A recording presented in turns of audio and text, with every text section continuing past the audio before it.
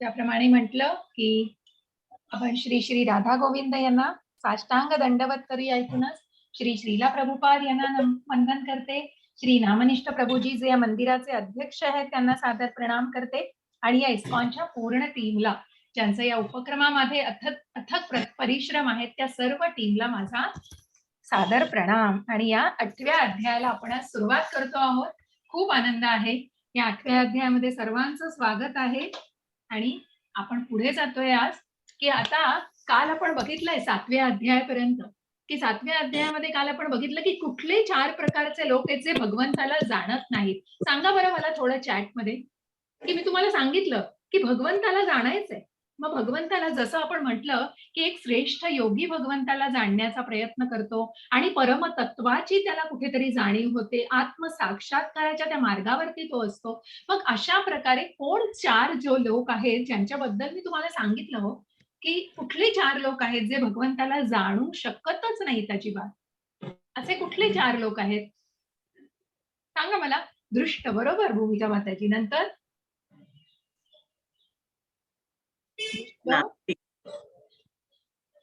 नराधम, बरोबर.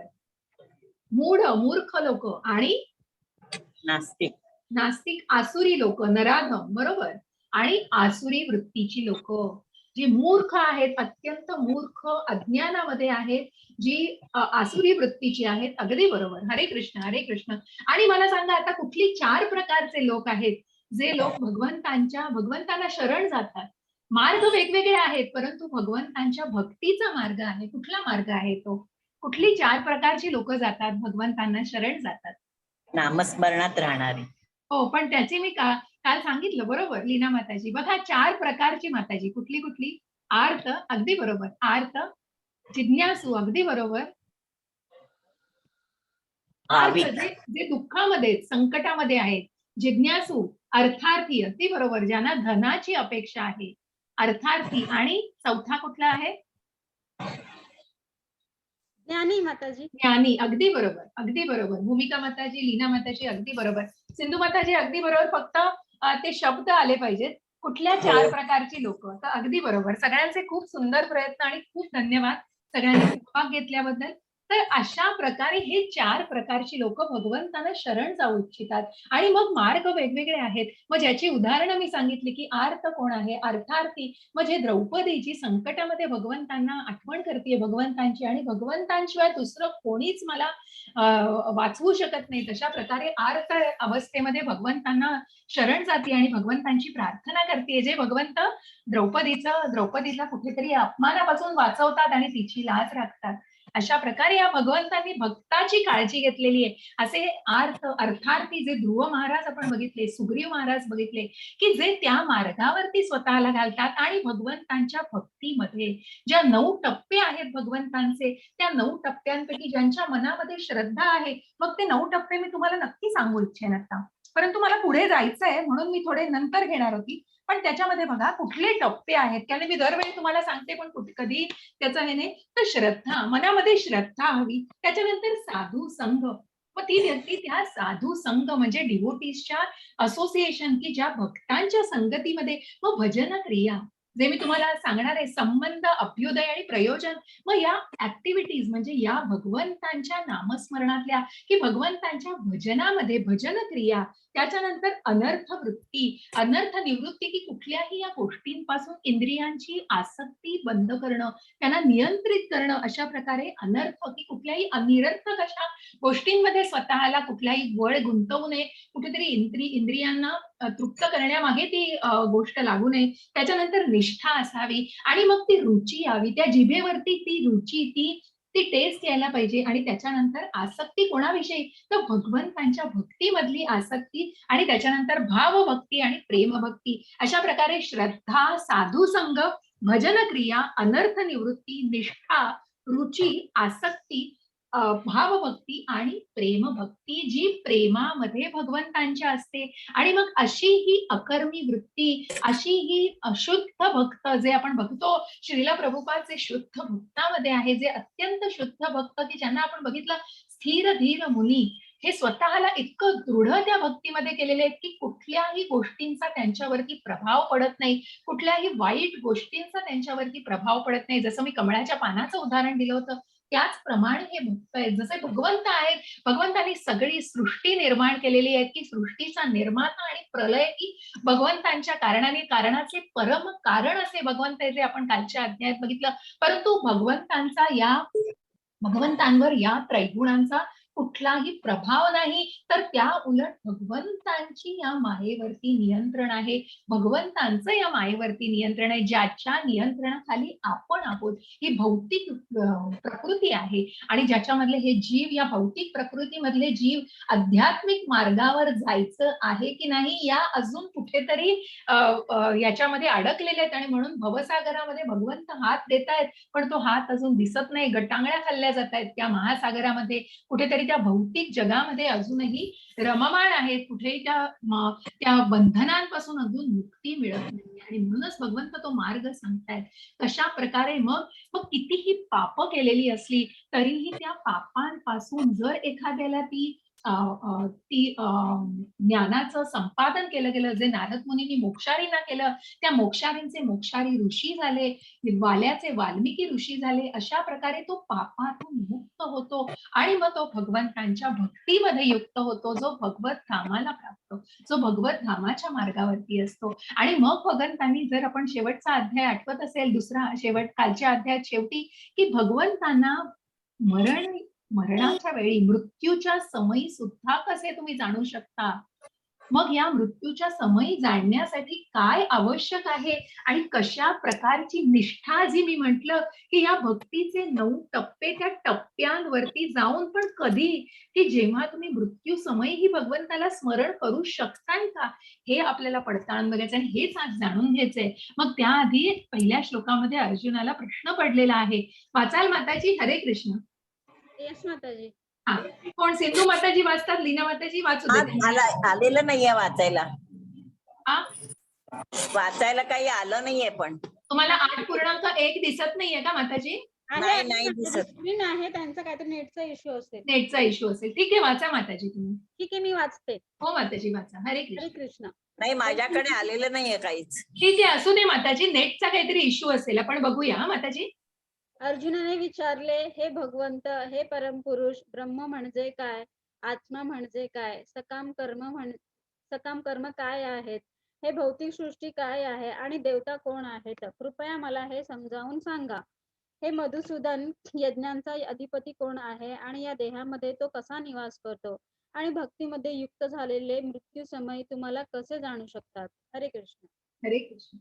असे हे प्रश्न पडलेले आहेत अर्जुनाला. हे प्रश्न पडले ज्याचा आपण श्लोक वाचलाय मगाशी, की कशा प्रकारे, आणि मग हे कशा प्रकारे अर्जुनाला, आणि हे प्रश्न पडलेत याची उत्तरं भगवंत देणार आहेत. पण हे प्रश्न कसे पडलेत, तर कालच्या अध्यायामधले हे 2 श्लोक आठवा. जरा मरण मोक्षाय मामाश्रित्य यतन्ति ये, ते ब्रह्म तद्विदुः कृत्स्नं मध्यात्म कर्म चाखिलम् साधिभूतधी दैवं मां साधियज्ञं च ये विदुः प्रयाणकालेऽपि च मां ते विदुर्युक्त चेतसः. बघा, हे ब्रह्म हा शब्द आलेला आहे. मग आध्यात्मिक मार्ग काय, कर्म काय आहे, या श्लोकांमधून अर्जुनाला हे प्रश्न पडलेले आहेत. आणि मग आधी दैव काय आहे, आधी भूत काय आहे, आधी यज्ञ काय आहे, अशा प्रकारे मला तो समजावून कळा की या सगळ्या गोष्टी म्हणजे काय आहेत, आत्मा म्हणजे काय आहे, ब्रह्म म्हणजे काय आहे, सकाम कर्म म्हणजे काय, त्याला खुलासा हवाय. अर्जुनाला प्रश्न पडलेले संपत नाही येतो, हे संपणारच नाहीयेत, कारण ते ज्ञान आपल्याला घेत राहायचं. ज्या मार्गातून भगवंत आपल्याला हे ज्ञान देतायत, कुठेतरी तो अर्जुन असमंजस झालेला आहे आणि त्याच्या प्रश्नांचा वडिमार चालू आहे भगवंतांवर, आणि त्याचे प्रश्न अजिबात संपत नाहीयेत. आणि अशाच या प्रश्नांचं भगवंत अगदी पुरेपूर निरसन करतायत, पुरेपूर त्याला समजावून सांगतायत आणि कुठल्या गोष्टींचं त्याप्रमाणे विस्तृत त्याची माहिती देत आहेत. तर ही भौतिक सृष्टी म्हणजे काय आहे, या देवता कोण आहेत आणि या यज्ञांचा अधिपती कोण आहे, देहामध्ये तो कुठे निवास करतो, कसा निवास करतो, आणि भक्तीमध्ये युक्त झालेले मृत्यू समयी तुम्हाला कसे जाणू शकतात. मग बघा या सगळ्याचा अर्थ काय आहे. ब्रह्म म्हणजे काय आहे. तर ब्रह्म हा आत्मा, जसं मी म्हटलं की आत्मा परमात्मा, ब्रह्म परब्रह्म, ब्रह्म हे परब्रह्माचं रूप आहे, परब्रह्माचा अंश आहे. आत्मा हा परमात्म्याचा अंश आहे. हा जीवामध्ये हा आत्मा असतो. या जीवाला ब्रह्म म्हटलेलं आहे. आपण जे जीव आहोत, जी ब्रह्माची निर्मिती आहे, परब्रह्माची जी निर्मिती आहे, परमात्म्याची जी निर्मिती आहे, त्या परमात्म्याचा आपण अंश म्हणजे आपण जीव, अविनाशी जीव, जिवंत अस्तित्व आपल्यामध्ये जीव आहे. या जीवाला भगवंतांनी निर्माण केलेलं आहे आणि या ब्रह्म म्हटलेलं आहे त्याला. जसं मी म्हटलं तुम्हाला की ब्रह्माचे वेगवेगळे अर्थ आहे. ब्रह्म म्हणजे ब्राह्मण होय, ब्रह्म म्हणजे भगवंतांचा प्रकाश, ज्या आपण 3 रूपांमध्ये भगवंताला बघतो. मग ब्रह्म, परमात्मा आणि भगवान, तिथेही ब्रह्म आहे. हा ब्रह्म म्हणजे भगवंतांपासून निघालेलं तेज आहे आणि याच कुठेतरी या ब्रह्माचा इथे अर्थ दिलेला आहे भगवंतांनी, की याला जीव म्हटलेलं आहे. आपल्याला कुठेतरी या भौतिक प्रकृतीतील या जीवाला, ज्या परा प्रकृतीमध्ये, काल तुम्हाला मी भगवंतांच्या ज्या शक्ती सांगितल्या, की जी पराशक्ती आणि अपराशक्ती आहे.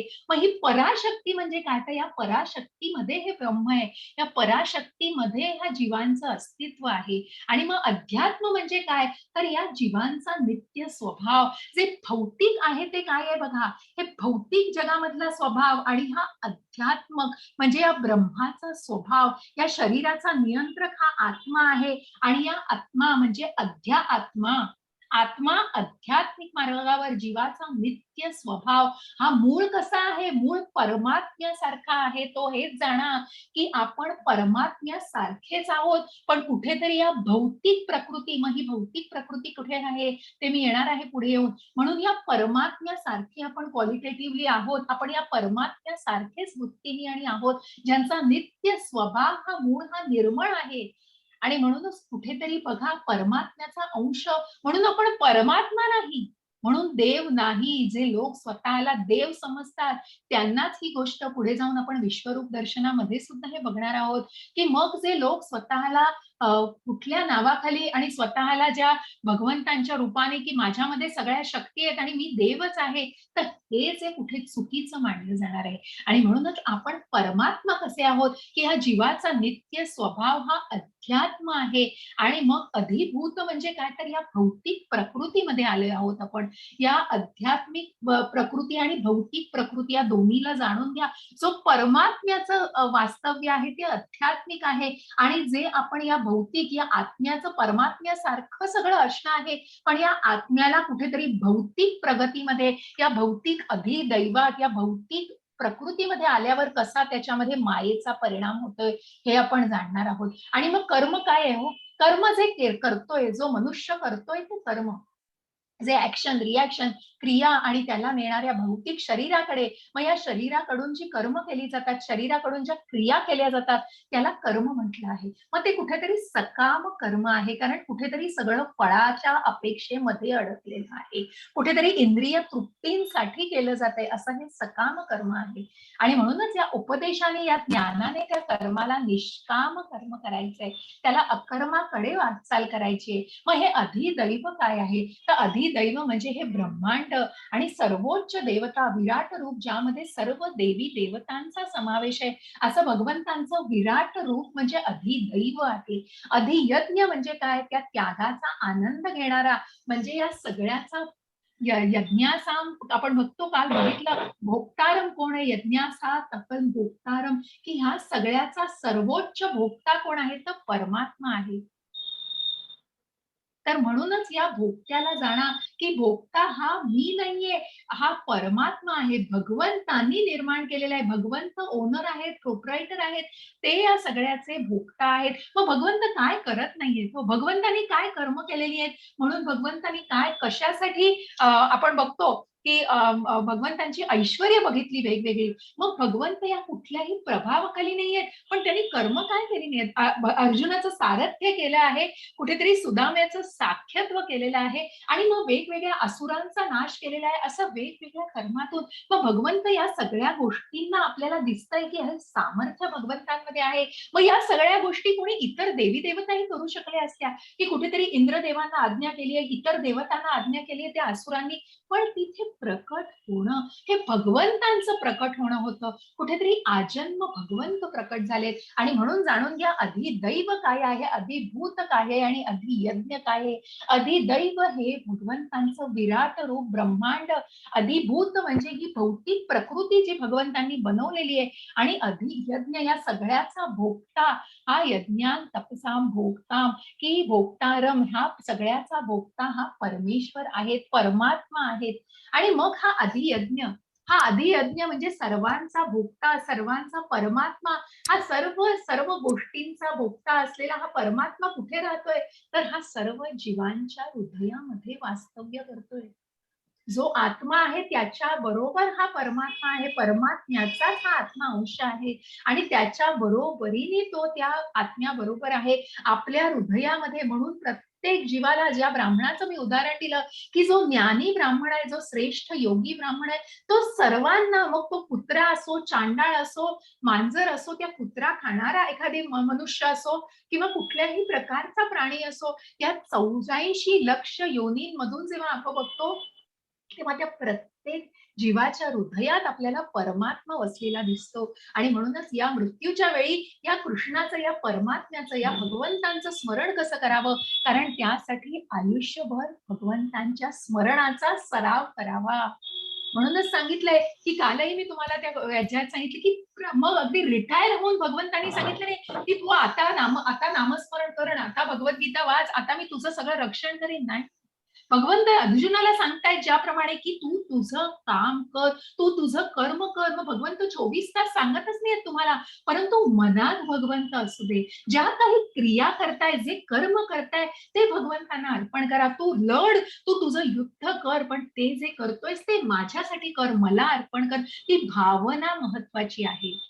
म्हणून तुम्ही अगदी 24 तास, त्यापैकी 12 तास काय, 10 तास काय किंवा 24 तास तुम्ही नामस्मरण करणं वेगळं, पण तुम्हाला भगवंतांनी सांगितलं नाही देवळात जाऊन बसा, सगळं घरातल्या तुमच्या जबाबदाऱ्या सोडा आणि तुम्ही जाऊन बसा. नाही, तुम्ही कोणाचेही आभाळ करू नका, कुठल्याही गोष्टीची टाळाटाळ करू नका आणि तुम्ही तुमची कर्म, तुमचं यज्ञ, तुमचं जे विहित कर्म आहे, तुमचा जो यज्ञ आहे, तुमची जी पर्सनल ड्युटी आहे, तुमची जी कमिटमेंट, जबाबदारी आहे, ती तुम्ही पार पाडलीच पाहिजे. आणि म्हणूनच त्यासाठी जे काही कराल ती भावना जोपासण्यासाठी, ती कृष्ण भावना मनामध्ये जोपासण्यासाठी तुम्ही नामस्मरणाचा सराव करा. मग जेव्हा जेव्हा तुम्हाला वेळ मिळेल, ज्या प्रकारे तुम्हाला वेळ असेल, मग वेळ मिळेल, वेळ असेल या गोष्टीला तुम्ही मानतच नाही, कारण तो काढल्याशिवाय नाहीये. आणि म्हणूनच तुम्ही आयुष्यभर या स्मरणाचा सराव करा. अशा प्रकारे या संज्ञांना भगवंतांनी सांगितलेल्या आहे. अर्जुनाच्या प्रत्येक या संज्ञेला भगवंतांनी अशा विस्तीर्ण पद्धतीने उदाहरण देऊन मग सांगितलेलं आहे. आता दिसतंय का माताजी तुम्हाला? हा दिसतंय. वाचा माताजी. हरे कृष्ण. हा, श्री भगवान म्हणाले, अविनाशी दिव्य जीवाला ब्रह्म ध्येय म्हटले जाते आणि त्याच्या नित्य स्वभावाला अध्यात्म असे म्हणतात. जीवांच्या प्राकृतिक देहाच्या उत्पत्तीत कारणीभूत असणाऱ्या कार्यांना कर्म किंवा सकाम कर्म असे म्हणतात. हरे कृष्ण. हरे कृष्ण माता. हरे कृष्ण. बघा, अविनाशी दिव्य जीवाला, अशा या दिव्य जीवाला ब्रह्म म्हटलेलं आहे. त्याच्या नित्य स्वभावाला, जो आत्म्याप्रमाणे, जो परमात्म्याप्रमाणेच त्याचा स्वभाव आहे, त्याच्या नित्य स्वभावाला अध्यात्म म्हटलंय.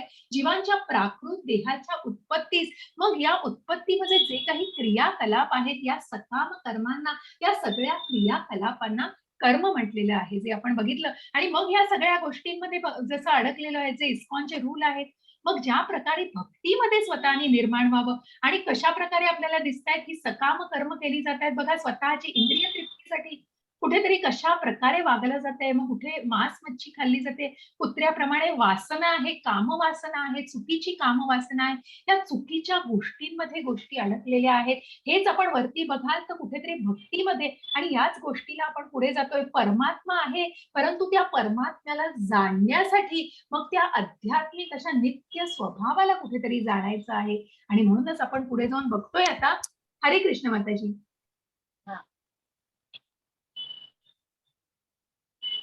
एवढं दिसत नाही ना. अच्छा ठीक आहे माताजी, हा, बारीक एकदम बारीक बारीक आहे. ओके, हरकत नाही. लीना माताजी वाचणार. येस माताजी. हरे ओके, कृष्ण. थँक्यू. हरे कृष्ण. हे हे देहाभूतांवर हे देहभूतांवर निरंतर परिवर्तनशील असणाऱ्या भौतिक प्रकृतीला अधिभूत असे म्हणतात. चंद्र सूर्यासारख्या देवदेवतांचा समावेश असणाऱ्या परमेश्वराच्या विराट रूपाला अधिदेव असे म्हणतात. आणि प्रत्येक देहधारी जीवामध्ये परमात्मा रूपाने मी पुरुषोत्तम भगवान भगवान भगवान वाचतं. लक्षात नाहीये का? वास करतो आणि वास मलाच करतो. मलाच अधियज्ञ यज्ञांचा अधिष्ठाता. अधिष्ठाता असे म्हटले जाते. खूप बारीक हरे आहे. कृष्ण. हो, बारीक आहे. बरोबर. हरकत नाही, हरकत नाही. माझ्याकडे पण थोडा हा बुरकट हो हो, बरोबर, हरकत नाही. काही प्रॉब्लेम असेल तर मला निश्चित सांग, हरकत नाही. तर अशा या निरंतर परिवर्तनशील असणाऱ्या भौतिक प्रकृतीला अधिभूत म्हटलेलं आहे. या देवी देवतांचा समावेश असणाऱ्या, जसं या प्रत्येक संज्ञा मी त्या चार्ट मध्ये तुम्हाला संक्षिप्त स्वरूपातल्या विस्तृत करून सांगितल्या, त्याचीच ही माहिती पुढे दिलेली आहे की कशा प्रकारे काय आदिदैव आहे, अधिभूत काय आहे आणि अधियज्ञ काय आहे.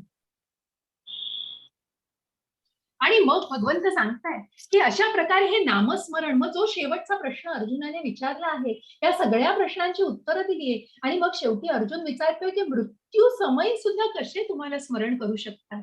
आणि मग असं तुम्हाला कोण दिसतंय, हे तुम्हाला स्क्रीन मध्ये कोण दिसतंय सांगा मला, चॅट मध्ये उत्तर द्या. कोण आहेत सांगा. कृष्ण. भीष्म महाराज, अगदी बरोबर. भीष्म, अगदी बरोबर. योगेश प्रभूजी, लीना माताजी, अगदी बरोबर. भीष्मांबरोबर श्रीकृष्ण पण उभे आहेत. श्रीकृष्ण उभे आहेत. असे हे भीष्म जे, पांडव पण आहेत. हो, असे हे भीष्म जे बाणांच्या शय्येवर आहेत. बाणांच्या शय्येवर असताना त्यांनी अजून प्राण त्यागलेला नाही आहे आणि ते प्राण त्यागण्याच्या त्या स्थितीमध्ये आहेत की आपले, मग तिथे अर्जुन आहे, सगळे पांडव आहेत आणि प्रत्यक्ष भगवंत आहेत ज्यांना भीष्म जाणतायत. आणि म्हणूनच भीष्म काय करतायत त्यावेळेला, तर विष्णू सहस्त्र नामाचा जप करतायत. त्या मरणयुक्त यातनांमध्ये, त्या प्राण त्यागण्याच्या स्थितीमध्ये ते भगवंतांचं स्मरण करत आहेत. आणि त्या भगवंतांना त्यांनी ओळखलेलं आहे, त्यांनी आधीच जाणलेलं आहे. अंतकाले च मामेव स्मरण मुक्त्वा कलेवरम यप्रयाति समद्भावम याति नास्त्यत्र संशयः. हरे कृष्ण. हरे कृष्ण माता. आणि जो मृत्यू समयी केवळ माझे स्मरण करून आपल्या देहाचा त्याग करतो तो लगेच माझ्या स्वभावाला प्राप्त होतो, यात मुळीच शंका नाही. हरे कृष्ण. जय कृष्ण. हरे कृष्ण.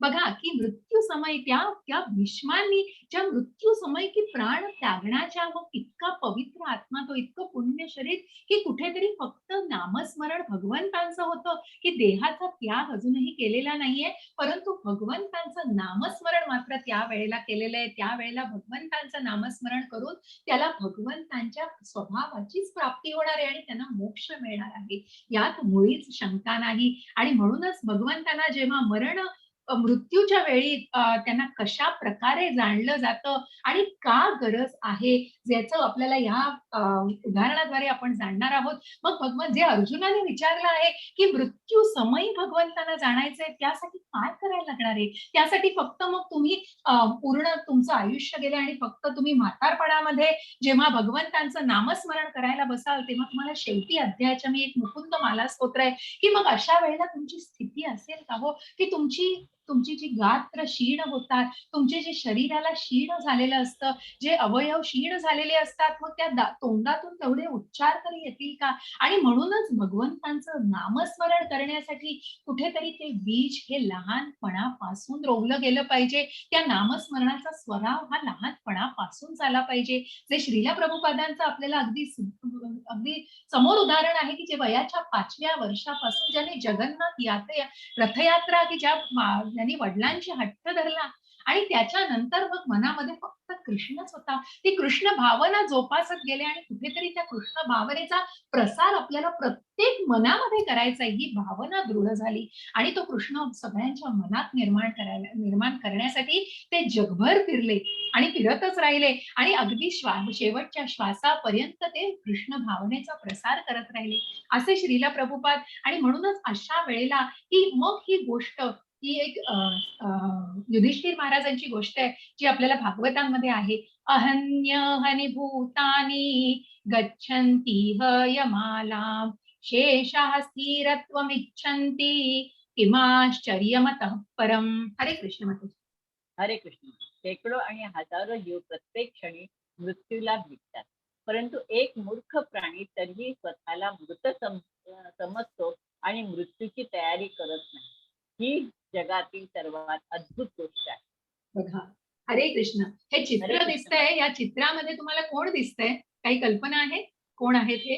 मी आता बोलताना बोलले पण कोण माहितीये तुम्हाला? ही गोष्ट कोणाला माहितीये? युधिष्ठिर महाराज आहेत. हे युधिष्ठिर महाराज जेव्हा पांडव एका तलावाच्या इथे काही विषयुक्त पाणी प्यायला जातं त्यांच्याकडून. हा, अगदी बरोबर परेश प्रभूजी, युधिष्ठिर महाराज आहेत. तर ही कथा अशी आहे, यक्षाची कथा आहे.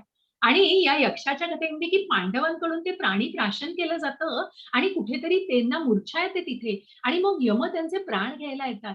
यक्ष त्यांचे प्राण घ्यायला येतात आणि मग तेव्हा युधिष्ठिर महाराज तिथे असतात. त्यांनी केलं नसतं ते प्राशन आणि मग युधिष्ठिर महाराज म्हणतात, तुम्ही माझ्या भावांना नेऊ शकत नाही.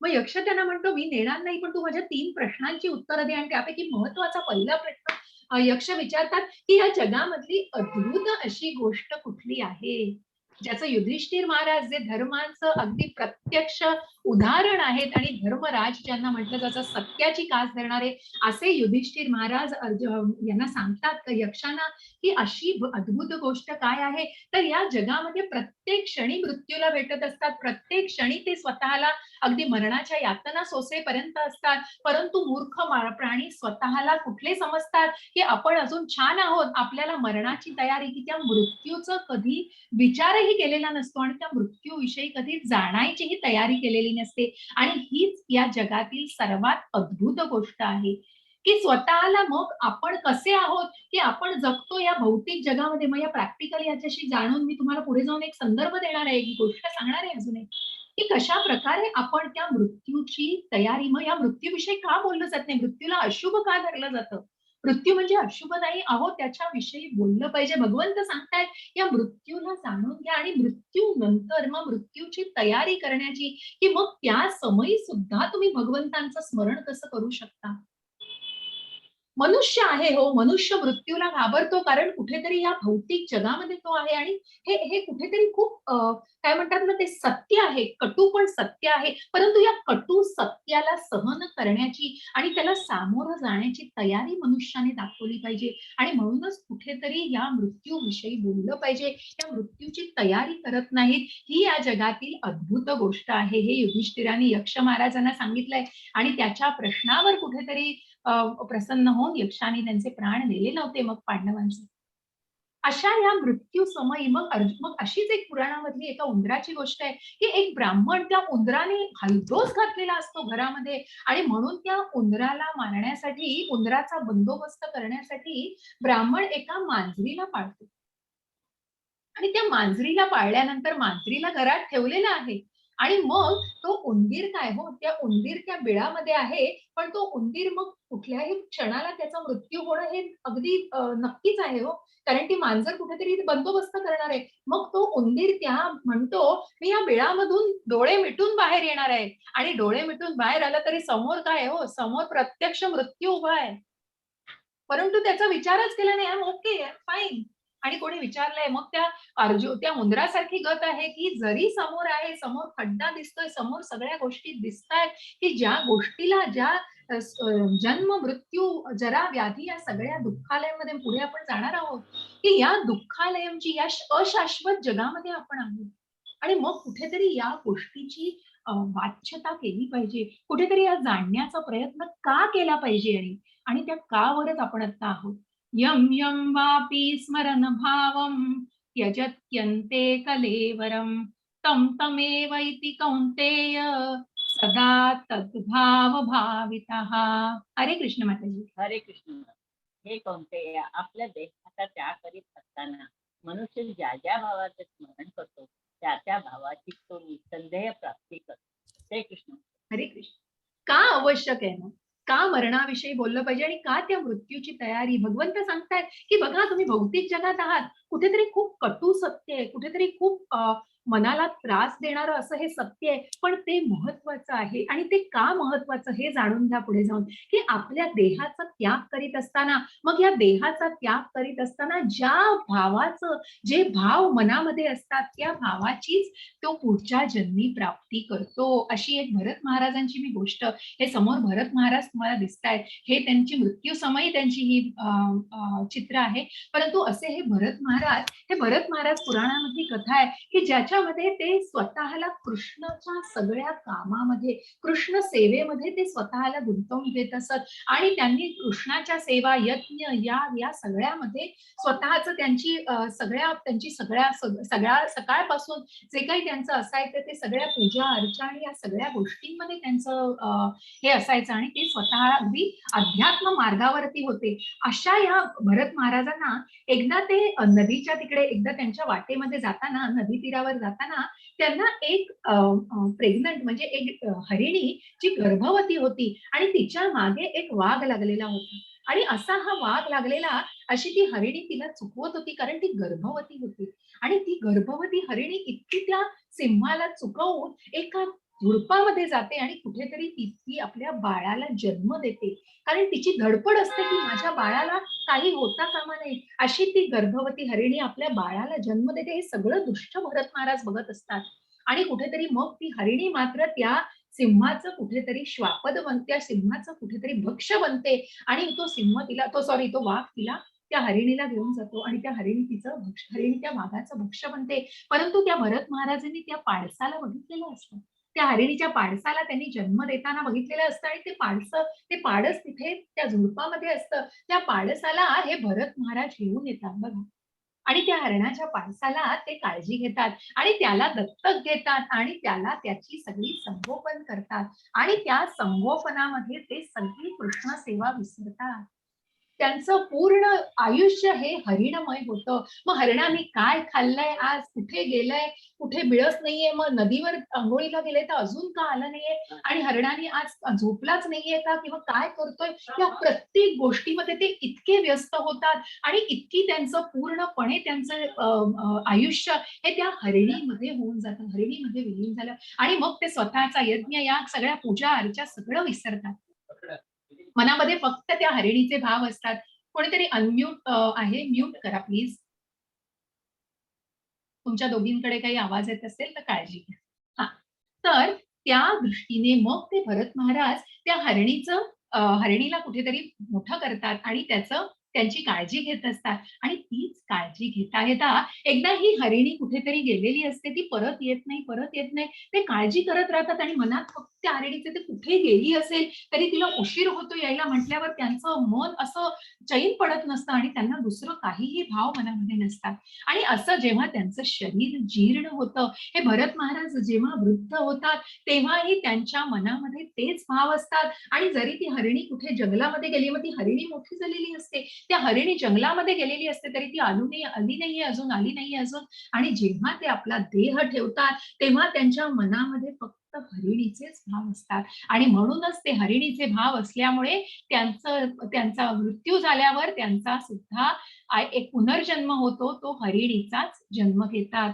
आणि त्या हरिणीच्या जन्मामध्येच ते येतात. परंतु पुढे जाऊन बघा, की या हरिणीच्या जन्मामध्ये गेल्यानंतर सुद्धा ते कुठेतरी त्यांनी पुण्य कर्म केलेलं असतं, कुठेतरी आधी त्यांचं जे कर्म केलेलं असतं, त्यामुळे ती हरिणी सुद्धा तोच आध्यात्मिक मार्ग, आणि कुठेतरी ते त्या हरिणीच्या, आपण म्हणतो की मनुष्याला मग ती हरिणी सुद्धा सात्विक काय जे खाते, किंवा ते गवत खात असते. आणि मग काही ज्या आजूबाजूला काही जे कानावर येत असतं, त्या चांगल्या गोष्टीच तिच्याकडून ऐकल्या जातात. आणि मग पुढचा जन्म पुन्हा त्यांना मनुष्याचा मिळून मग त्यांना गोलोकाची प्राप्ती होते.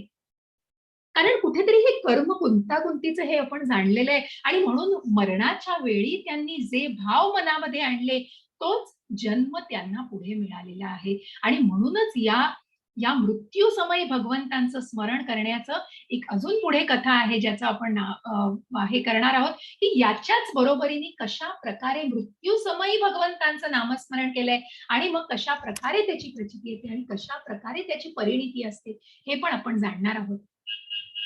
तस्मात् सर्वेषु कालेषु मामनुस्मर युध्य च मय्यर्पितमनो बुद्धिर् मामे वैश्यस्य संशयः.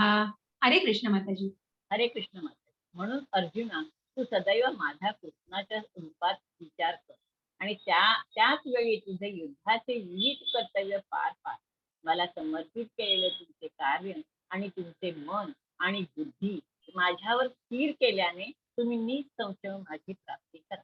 जय कृष्ण माता. हरे कृष्ण. म्हणून अर्जुना तू काय कर. हे कोण दिसतायत चित्रामध्ये जे आहे ते चित्र आहे प्रल्हाद महाराजांचं. मग हे प्रल्हाद महाराजांची सुद्धा आपल्याला जे उदाहरण आहे की वयाच्या अगदी कोळ्या वयात, म्हणजे ज्यांनी भागवताच्या सगळ्या कथा आपल्या आईच्या पोटात असताना ते नारद मुनींकडे राहिलेले आणि नारद मुनींकडून सगळ्या भागवतांच्या कथा त्यांनी आईच्या पोटात असताना ऐकल्यामुळे त्यांच्या मनामध्ये फक्त नारायण होता, फक्त भगवंतांचं दृढ भक्ती होती. असे हे प्रल्हाद महाराज जेव्हा जन्माला येतात तेव्हा हिरण्यकश्यपू त्यांना वयाच्या किती लहान वयापासून त्यांना किती यातना देतात आणि मग त्यांना या ना त्या प्रकारे वेगवेगळे शिक्षक देतात, वेगवेगळे त्यांना संगोपन करणारे देतात की त्यांचं मन कुठेतरी पालटवतील.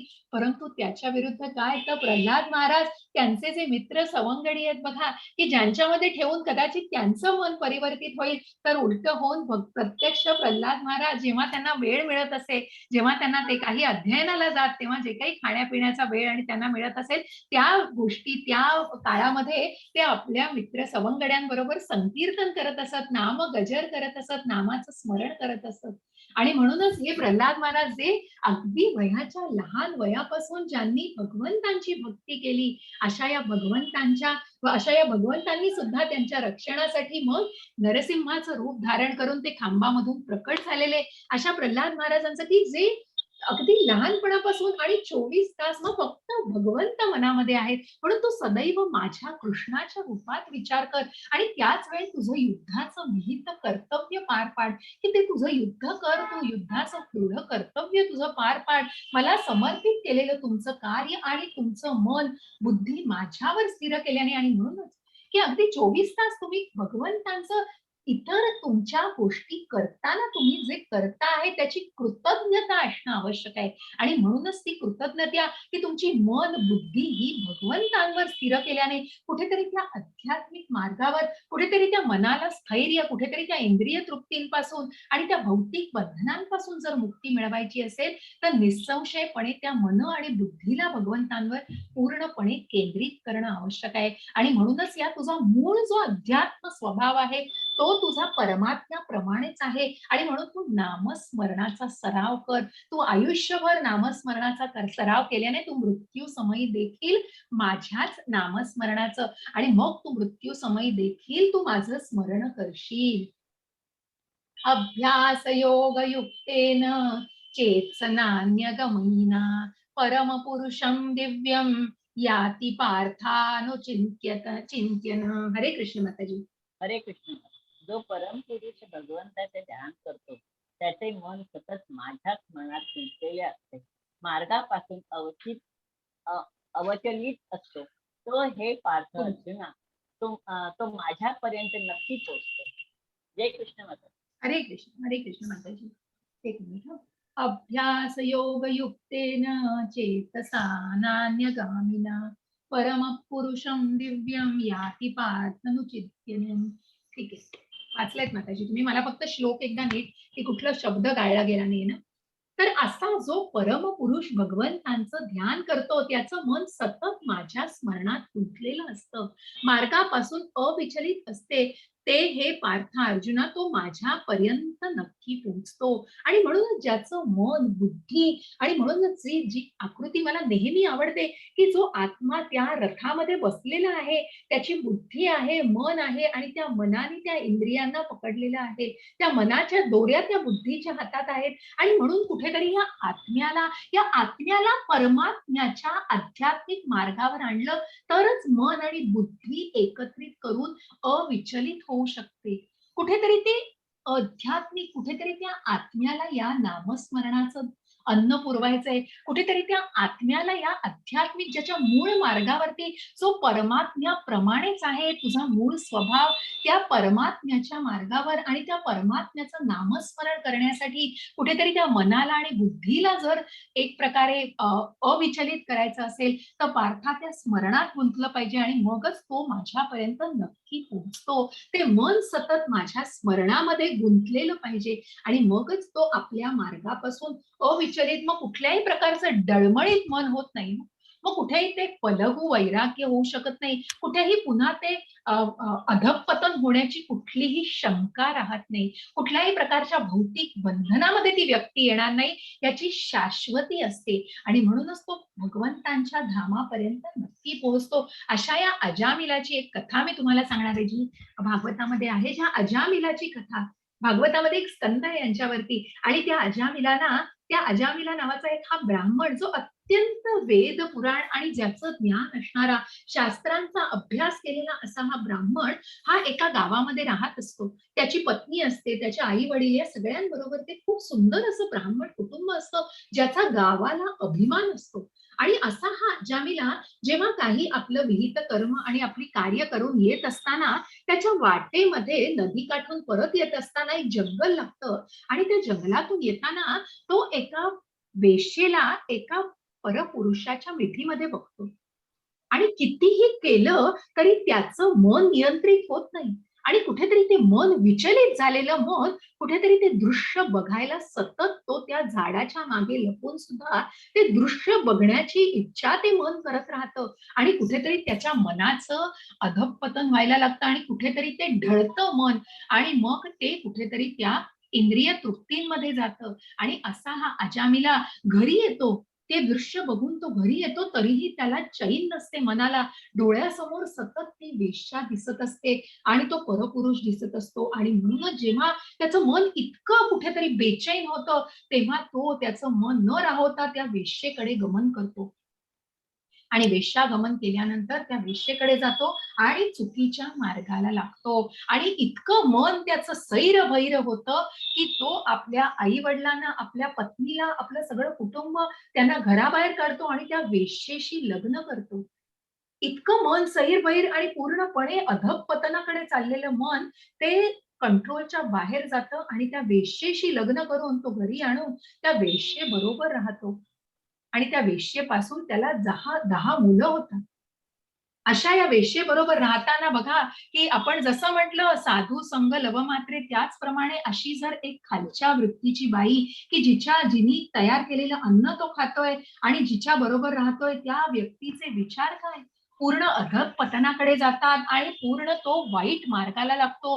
लोकांचे खून करतो, लुटमारी करतो, वाटेल वाईट मार्गाने पैसा कमवतो. अशा सगळ्या त्या मार्गामध्ये अडकतो आणि सगळ्या मायाजालामध्ये खेचला जातो आणि मग हा अजामिला आहे बरं का. आणि हा अजामिला जेव्हा अगदी मरणाला टेकतो आणि शरीर त्याचं अगदी जीर्ण होतं, अशा वेळेला त्याचा एक पुत्र असतो बरं का. त्याचा सर्वात लहान पुत्र त्याचं नाव असतं नारायण. असा याच्या पुत्राचं आणि हा नारायण पुत्र या अजामिलाला भयंकर प्रिय असतो आणि मग सतत त्याचं नारायणा मला हे दे, नारायणा मला पाणी आण, नारायणा मला अन्न दे, नारायणा मला इकडे घेऊन चल, तिकडे घेऊन चल.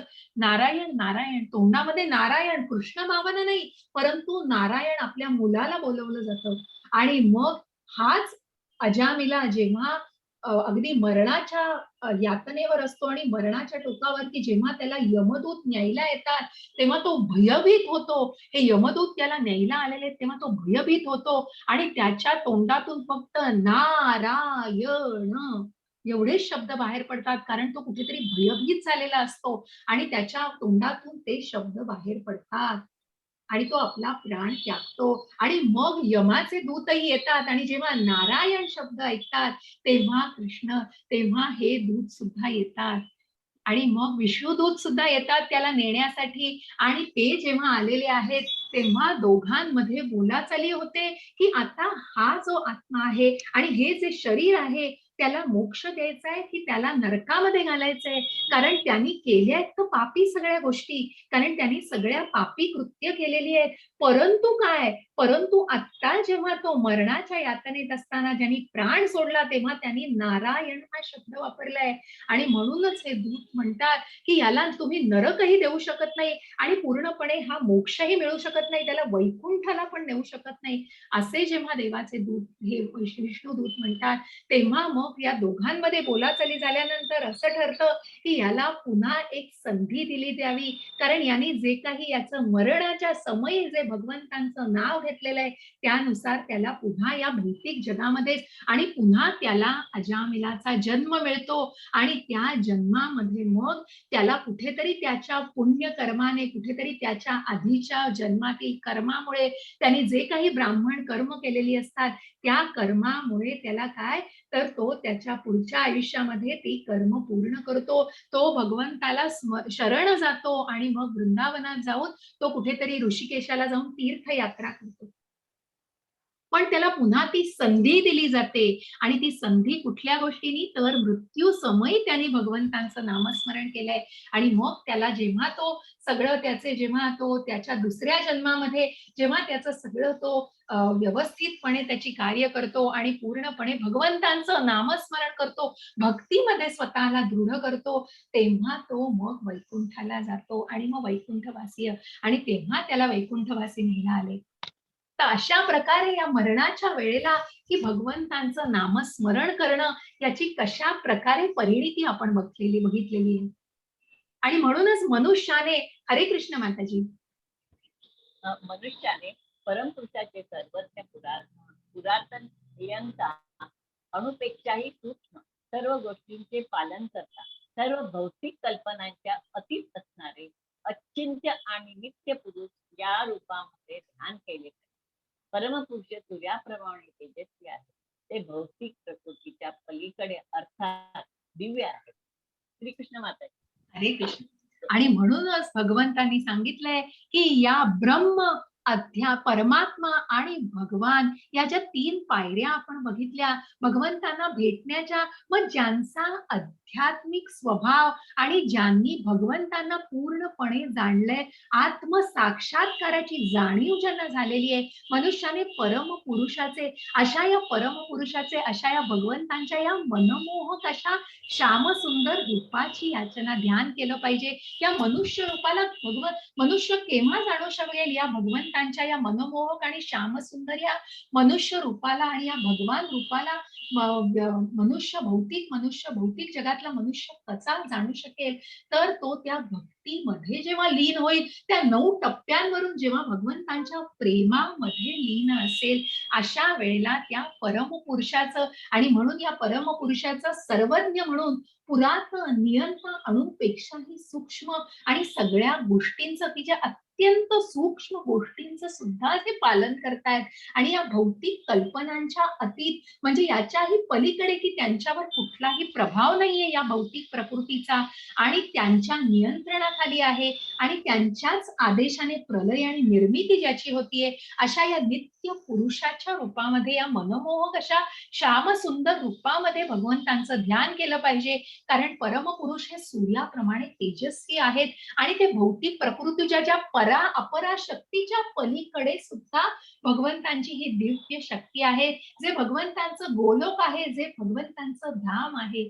आणि म्हणूनच या प्रकृतीच्या पलीकडे हे आहे, हे जाणून घ्यायचा प्रयत्न करा की ज्या शिवांनी आणि ज्या ब्रह्मांनी सुद्धा भगवंतांची प्रार्थना केली आहे, की ज्या ब्रह्मांनी त्यांना कुठल्याही अडचणी आल्या आणि त्यांना कुठल्याही या जबाबदाऱ्या जेव्हा भगवंतांनी सृष्टीची निर्मिती करायला सांगितली होती, तेव्हा या ब्रह्मांनी सुद्धा भगवंतांची ध्यान केलेलं आहे.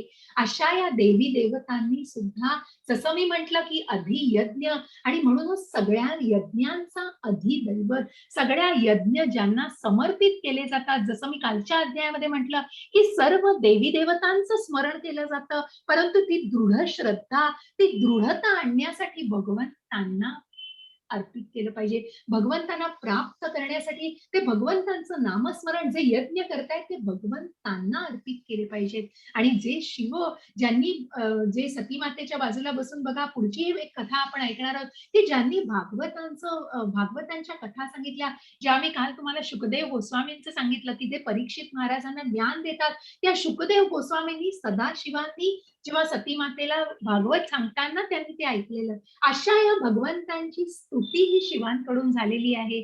आणि म्हणूनच जे ब्रह्मा शिव आहेत त्यांनी भगवंतांचं नामस्मरण केलेलं आहे, भगवंतांचं ध्यान केलेलं आहे.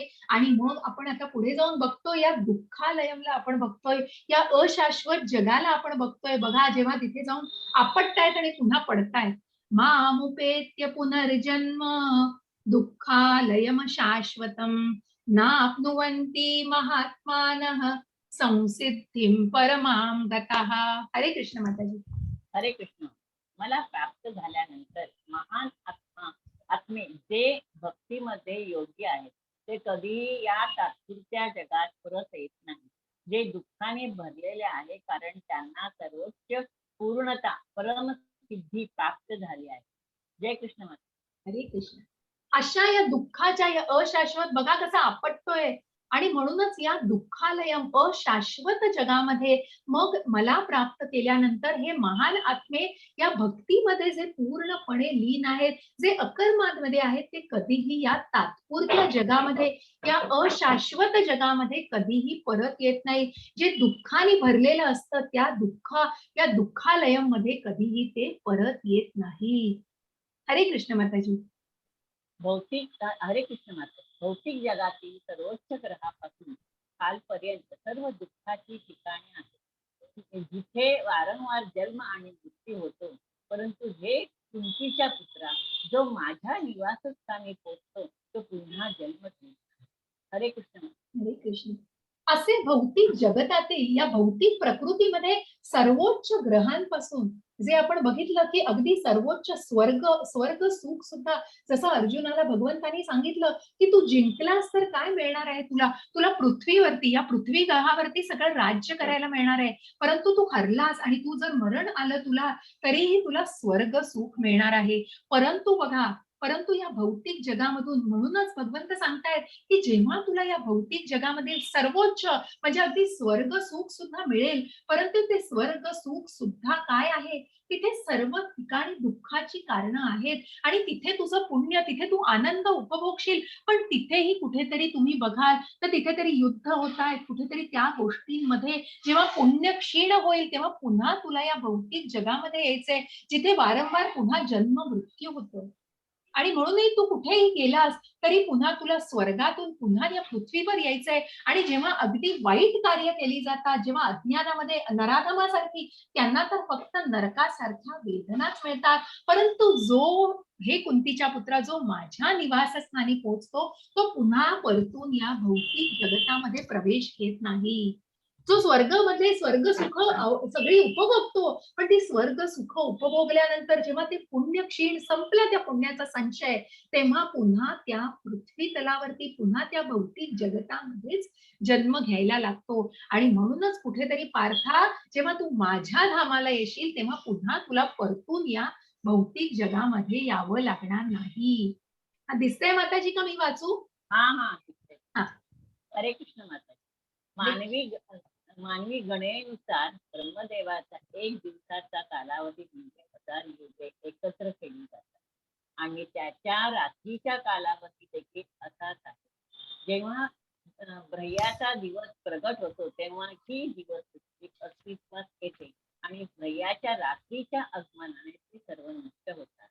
पुन्हा पुन्हा तो दिवस येतो आणि हा प्राणी यजमान सक्रिय असतो आणि हे प्राप्त पुन्हा रात्र पडते आणि ते असह्यपणे विरघळतात. हरे कृष्ण माता. हरे कृष्ण. बघा हे आता 8.17 ते 19 तुम्हाला हा कालावधी दाखवलाय की मानवीय गणनेनुसार एक सहस्त्र चतुर्युगे म्हणजे ब्रह्मदेवाचा एक दिवस होतो आणि अशाच 1000 चतुर्युगांची ब्रह्मदेवाची रात्र असते. मग मानवी गणनेनुसार ही 1000 युग एकत्र केली जातात. म्हणजे ब्रह्माचा दिवस प्रकट होतो तेव्हा ही जीवसृष्टी अस्तित्वात येते आणि ब्रह्माच्या रात्रीमध्ये ही जीवसृष्टी पुन्हा सर्व नष्ट होते. आणि अशी ही कथा सुद्धा आहे की ब्रह्मामध्ये मग तुम्हाला याचं मी जेव्हा कलियुग, सत्ययुग, त्रेतायुग, द्वापारयुग आणि कलियुग ह्याचं आपण मी तुम्हाला सगळं कॅल्क्युलेशन सांगितलं. त्याच्यामध्ये ब्रह्माचा दिवस रात्र हे सुद्धा सांगितलं की पूर्ण ब्रह्माचं मग आयुष्य आणि किती प्रकारे त्यांचं पूर्ण कालावधी असतो. पुन्हा पुन्हा तो दिवस येतो आणि हा प्राणी यजमान सक्रिय असतो. हे पार्था पुन्हा रात्र पडते आणि असहाय्यपणे विरघळतात. म्हणजे काय तर अव्यक्ताद् वक्तय्यः सर्वाः प्रभवत्यः रागमे रात्र्यागमे प्रलीयन्ते तत्रैवाव्यज्ञसंज्ञके. ब्रह्मदेवाच्या दिवसाचा आरंभ झाल्यावर सर्व जीव अव्यक्तातून व्यक्त होतात आणि त्यानंतर जेव्हा रात्र प्रारंभ होते तेव्हा अव्यक्तामध्ये लय पावतात. अशा या ब्रह्माच्या दिवस आणि रात्रीमध्ये या पृथ्वी या सृष्टीचा निर्मिती होत असते आणि प्रलय होत असतो. तितकंच त्याचं हे अस्तित्व असतं आणि तितकंच त्याचा तो कालावधी असतो. हे ज्याप्रमाणे मानवी गणनेनुसार ही माहिती दिलेली आहे. आणि मग पुढे जाऊन आपण या गोलोकाला पण बघणार आहोत. हे थोडस वाक्यांमध्ये मी वाचते माताजी. याहून अन्य एक अव्यक्त प्रकृती आहे जी या व्यक्त आणि अव्यक्त जड पदार्थांच्याही पलीकडे सनातन आहे. ती परा आणि अविनाशी आहे. संपूर्ण जगताचा जरी प्रलय झाला तरी ती प्रकृती नष्ट होत नाही. बघा की मग ही प्रकृती कुठली आहे तर श्रीकृष्णाची श्रेष्ठ आध्यात्मिक शक्ती ही अलौकिक आणि सनातन आहे. ही आध्यात्मिक शक्ती ब्रह्मदेवाच्या दिवसा आणि रात्री व्यक्त आणि अव्यक्त होणाऱ्या भौतिक प्रकृतीच्या परिवर्तनाच्याही पलीकडे आहे. गुणात्मक दृष्ट्या श्रीकृष्णाची पराशक्ती ही अपरा प्रकृतीहून संपूर्णपणे विरुद्ध आहे आणि परा आणि अपरा प्रकृतीचं वर्णन आपण जे वाचलं की भौतिक आणि आध्यात्मिक आणि म्हणूनच या अपरा प्रकृतीच्या पलीकडे ही भगवंतांची आध्यात्मिक प्रकृती आहे की जी या ब्रह्माच्या निर्माण केलेल्या सृष्टीच्या भौतिक प्रकृतीच्या कितीतरी पलीकडे आहे. आणि म्हणूनच ती प्रकृती कधीही जरी सगळ्या जगताचा नाश झाला, प्रलय झाला तरी ती पराशक्ती कधीही नष्ट होत नाही आणि म्हणूनच त्या सृष्टीची पुन्हा निर्मिती होत असते आणि पुन्हा उगम होत असतो. कारण कुठलाही प्रलय झाला जगताचा तरी ही श्रीकृष्णांची परमशक्ती ही पराशक्ती नष्ट होत नाही. हे जाणून घ्यायचंय. आणि म्हणून या गोलोकाचं आपण बघितलं तसं या गोलोकामध्ये आपण की या गोलोकाचा चार्ट मी तुम्हाला शेअर करेल की ज्याच्यामध्ये वर्णन केलेलं आहे की हा पृथ्वी लोक आहे आणि पृथ्वी लोकाच्या वरती 7 लोक आणि पृथ्वीच्या खाली 7 लोक जे मग नरकाच्या खाली पाताळ, सुतल आणि सगळे तल आहेत आणि जे वरती स्वर्गाच्या जी स्वर्ग लोकावर आहेत जे तुम्ही इथे बघाल की ब्रह्मापासून गर्भोदकशाही विष्णू हे प्रत्येक ब्रह्मांडामध्ये आणि कशा प्रकारे यापासून मग या विश्वाची निर्मिती ब्रह्मांडांनी केली आहे आणि या प्रत्येक ब्रह्मांडामध्ये प्रत्येक युगामध्ये मग हे गर्भोदकशाही विष्णू आणि क्षीरोदकशाही विष्णू यांचं अस्तित्व असतं आणि कशा प्रकारे त्यांनी या प्रकृतीला कशा प्रकारे नियंत्रित केलेलं आहे आणि कशा प्रकारे त्याच्या निर्मिती आणि प्रलयाला ते कारणीभूत आहेत. हे आपण या गोलोकाचा चार्ट मी तुम्हाला आज शेअर करेन आणि नक्की त्याप्रमाणे सांगेन. आणि हे पुन्हा भगवंतांचं तेज ब्रह्म परमात्मा या भगवंतांच्या गोलोकामध्ये कितीतरी सुंदर अशी ही आपल्याला दिसते की या भगवत धामाचं या पराशक्ती मग या सगळ्या शक्तीच्या पलीकडे हे जे गोलोक वृंदावन आहे हे गोलोक आहे हे अत्यंत आनंदमय वातावरण आहे. जिथे तुम्ही बघाल तर गायी अगदी भगवंतांशी खेळतायत आणि सगळे सवंगडी खेळतायत. भगवंतांपासूनच सगळा प्रकाश आहे. मग तिथे सूर्य चंद्र वेगळे नाहीयेत तर तिथे जो काही भगवंतांपासून जे तेज आहे त्या प्रकाशाने ती पूर्ण धाम अगदी प्रज्वलित झालेलं आहे. असं हे गोलोक धाम आहे. हे अत्यंत आनंदी आणि असं हे सच्चित आनंद असं परमधाम आहे. आणि म्हणूनच ज्या आपण गोष्टीबद्दल सुरुवात केली होती त्या गोष्टीला अनुसरून हे मुकुंद माला स्तोत्र हे या कुलशेखर राजाने लिहिलेलं आहे. कृष्ण त्वडिया पद पंकजा पर पंजरातम अद्यैव मी विशतु मानस राजा हंसः प्राणप्रयाण समये कफवात पित्तैः कंठवरोधन विधौ स्मरणाः कुटसते. हे कृष्णा, ज्याप्रमाणे राजहंस कमळाच्या फुलांच्या देठाच्या चक्रव्यूहात प्रवेश करतो, त्याप्रमाणे माझ्या मनाला त्वरित तुझ्या कमळाच्या फुलासारख्या चरणांना अर्पण करण्याची परवानगी द्या. जेव्हा माझ्या शेवटच्या श्वासाच्या क्षणी माझा घसा शारीरिक विनोद, वायू, पित्त आणि कफ यांच्या क्रियेने आकुंचन पावतो, तेव्हा मी कसं करू रे तुझं स्मरण? आणि म्हणूनच हे कृष्णा, हे भगवंता, ही याचना केली आहे मुकुंद माला स्तोत्रात.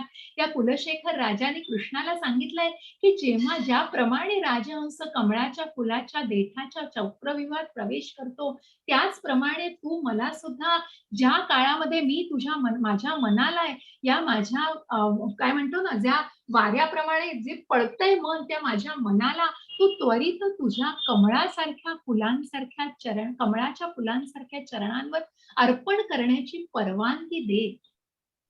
कारण ज्या मृत्यूच्या समयी मग माझं जीर्ण शरीर झालं असेल, की जी कफ, वात, पित्त यांच्या प्रभावाखाली जी प्रकृती आहे, ही जड प्रकृती आहे, ही प्रकृती मग जेव्हा आकुंचन घसा, की कुठेतरी बोलायला सामर्थ्य नसेल, कुठेतरी ती जीभ वळत नसेल, कुठेतरी ती दृष्टी सुद्धा नीट नसेल, चालण्याची, बोलण्याची सुद्धा तितकी क्षीण शक्ती झालेली असेल, अशा वेळेला कसं मी तुझं स्मरण करू? आणि म्हणूनच भगवंत सांगतायत, भगवंताला हे खूप सुंदर असं हे मुकुंद माला स्तोत्र आहे. वेदेषु यज्ञेषु तपः चैव दानेषु यत् पुण्यफलं प्रदिष्टम् अत्येति तत्सर्वमिदं विदित्वा योगी परम स्थानमुपैति चाद्यम्. हरे कृष्ण माताजी. हरे कृष्ण. जो मनुष्य भक्ती मार्गाचा स्वीकार करतो, तो वेदाध्यापन, तपस्या, दान देणे किंवा दर्शनी तथा सकाम कर्म इत्यादी कारणापासून जे फल प्राप्त होते, त्या फलापासून वंचित होत नाही. केवळ भक्तिपूर्ण सेवा केल्याने त्याला हे सर्व प्राप्त होते आणि अखेरीस त्याला परम शाश्वत धर्माची प्राप्ती होते. हरे कृष्ण. हरे कृष्ण. जो मनुष्य वेदेषु यज्ञेषु तपसु चैव, की जो वेदाध्ययन, तपस्या करणं, दान देणं, दार्शनिक तथा सकाम कर्म इत्यादी कारणांपासून जे फल प्राप्त होते, त्या फलापासून, कारण ज्याने भक्ती मार्गाचा भगवंतांच्या नामस्मरणामध्ये लीन होऊन भगवंतांच्या प्रेमामध्ये जो लीन झालेला आहे, अशा या मनुष्याने ज्याने भक्ती मार्गाचा अवलंब केलेला आहे, तो वेदाध्ययन, तपस्या, दान देणं यासारख्या दार्शनिक जरी त्यांनी या सगळ्या गोष्टी केल्या, त्यांनी ही सकाम कर्म केली आणि त्याच्यातनं त्यांना जे काही फळ मिळालं, तरी त्या फळापासून मग तो वंचित होत नाही. मग ते युक्त वैराग्य आहे, कारण ते फलभू नाहीये.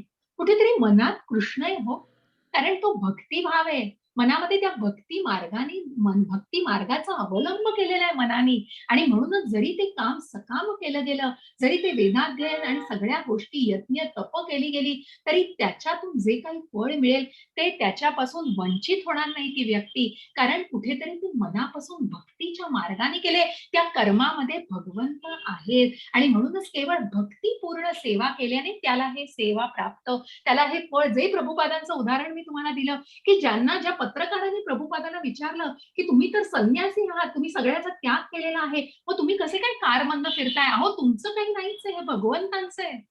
आणि या भगवंतांच्या सेवेसाठी ते वापरलं जात आहे. भक्ती मार्गामध्ये त्याचा वापर केला जातोय, कृष्ण प्रसारासाठी त्याचा वापर केला जातोय, कृष्ण भावनेच्या प्रसारासाठी त्याचा वापर केला जातोय. मग ते फळ, मग ते वापर करणं हे चुकीचं ठरत नाही आणि मग तो त्याच्यापासून वंचित होऊ शकत नाही. आणि म्हणूनच अशा व्यक्तीला मग परम शाश्वत धामाची प्राप्ती होते. अशी ही व्यक्ती जी मृत्यू समयी सुद्धा भगवंतांचं नामस्मरण करते आणि आयुष्यभर स्वतःला भक्ती मार्गावर अवलंबित करते, भक्ती मार्गाचा अवलंब केला जातो, अशा या व्यक्तीला मग त्या फळांपासून वंचित राहण्याची सुद्धा आवश्यकता नसते. आणि मग ती व्यक्ती त्या भक्तीमध्ये इतकी दृढ असते की मग जे काही कर्म केली जातात ते बंधनही वाटत नाही हो. कुठेतरी त्या ड्युटीजही वाटत नाही, कारण ते खूप चांगल्या एका एका सद्भावनेने ती गोष्ट केली जाते. आणि हेच जाणून घ्यायचं जे आपण या 8व्या अध्यायामध्ये आपण आज जाणून घेतलंय. आणि आपण इथे हा अध्याय संपवतो आहोत. जे 8 प्रश्न अर्जुनाला पडले त्याची उत्तरं दिलेली आहेत. जे कृष्णाना मृत्यू समयी कशा प्रकारे भगवंतांचं स्मरण करावं, जे भीष्मांसारखं उदाहरण दिलेलं आहे, अजामिलाची कथा सांगितलेली आहे, भरत महाराजांची कथा आपण ऐकली, आणि मग मिश्र भक्तीद्वारे कशा प्रकारे भगवंतांचं स्मरण करावं, शुद्ध भक्तीने कसं भगवंतांचं, आणि मग या दुःखालयामध्ये परत यावं लागणार नाही.